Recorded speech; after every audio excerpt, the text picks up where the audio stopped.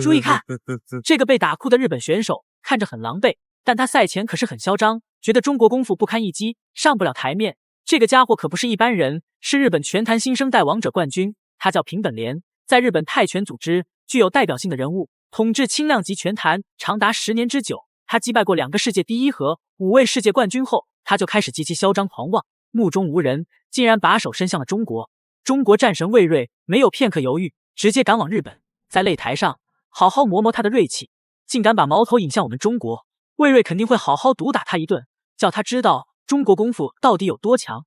魏睿也是赛后霸气发言：大家好，我是魏睿，来自中国，来自大东洋俱乐部，很高兴参加日本K1这个比赛。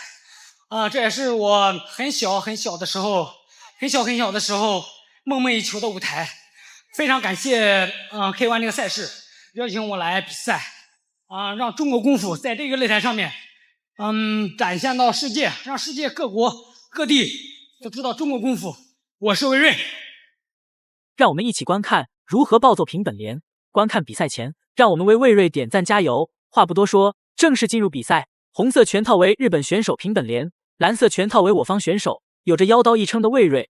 日本观众都知道平本莲很强，是一个天才选手，但是我方魏睿也是中国数1数2的顶尖高手，能与平本莲比赛，魏睿也是有绝对的实力。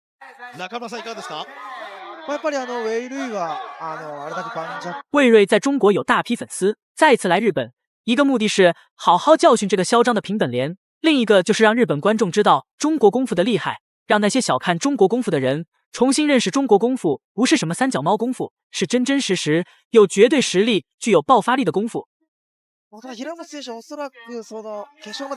踢拳比赛的规则非常严格，只能出拳出腿，不能进行搂抱。常年打踢拳赛事的平本莲进攻极其凶狠，而我方魏睿是在踢拳赛事和自由搏击赛事自由切换，优势上肯定没办法和平本莲比。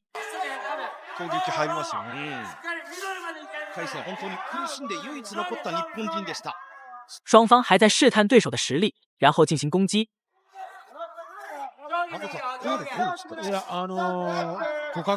踢拳对拼的是拳脚进攻的较量，魏睿不断的发起拳击进攻，魏睿开始掌控比赛节奏，连续发起进攻。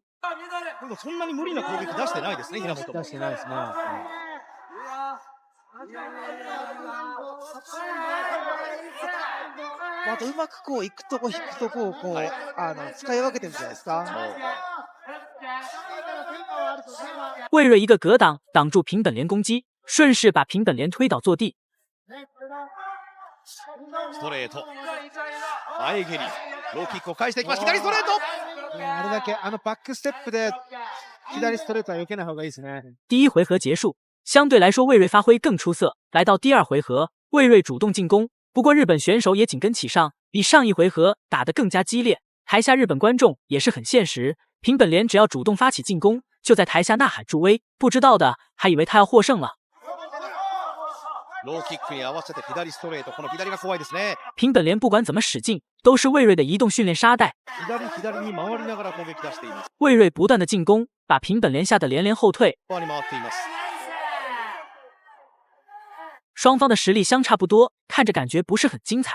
那是因为自由搏击这种站立踢拳是与综合搏斗大不同，想要重拳 KO 对手，在比赛中不容易出现。眼前这2个选手实力相当，对魏睿来说，面对平本莲不能有丝毫的松懈，小心驶得万年船。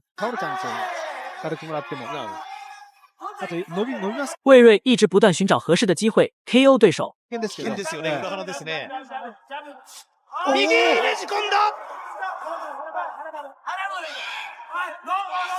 魏睿再一次击倒平本莲。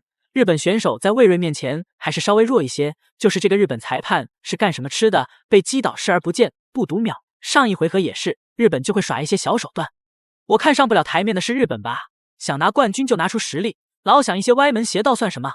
即使平本莲就裁判的加成，依然不是我方魏睿的对手。K1 ワールドグランプリ初代ライト級王座決定トーナメント。左右のフック。もう聞いたか？聞いた。いいですね。そう聞きましたよ。そうですね。はい、そう。その代わりガードが怖い。右しっかりガードを上げたい。おう。飛び膝。中村さんいいですね。そうですね。第2回合结束，比赛来到最后1回合，也是最为关键的一回合，不仅要有凶猛的进攻，还要有足够的体力，这对选手来说是个巨大的考验。从平本莲的状态看，已经开始气喘吁吁了，体能下滑。反观我方魏睿，好像有使不完的劲。平本は新生 K1 その誕生の日 K1 甲子園で優勝を果たしました。まさに平本蓮こそ時代に指名された新生 K1 の申し子。连续的重拳冲破平本莲的防守，狠狠打中平本莲的头。从3个回合看，不管是进攻还是命中率上，魏睿都占优势。果然是妖刀魏睿，真是宝刀未老啊！散打出身的魏睿已经把进攻发挥的炉火纯青，反观平本莲此時已是苦不堪言。メリーはもう足痛いんですけど。そうですね。完全覚醒はこの決勝戦。